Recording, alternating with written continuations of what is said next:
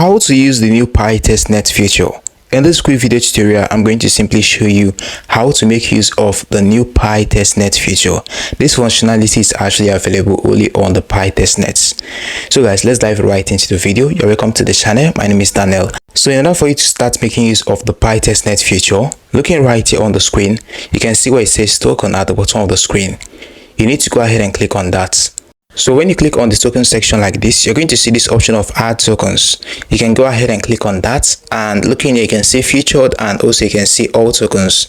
So let's say you click on featured like this, you can see some of this token right here.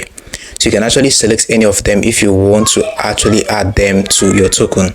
So looking right here as well on the screen, you can see where it says swap at the top of the screen. So if you click on swap like this is what you can actually see on the swap section. So you can actually swap right here on the Pi Testnet.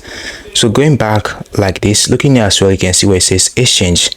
Clicking on exchange like this, you can search for it by asset code or issuer address.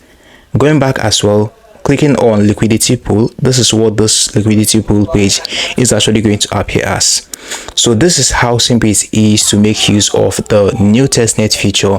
Now remember, it is not yet on the mainnet. It is actually going to be on the mainnet very soon, and this functionality here is actually from the Pi Testnet. Alright guys, we've come to the very end of this video. Now hit the like button, subscribe and hit notification bell for more helpful tutorials like this. See you in the next one.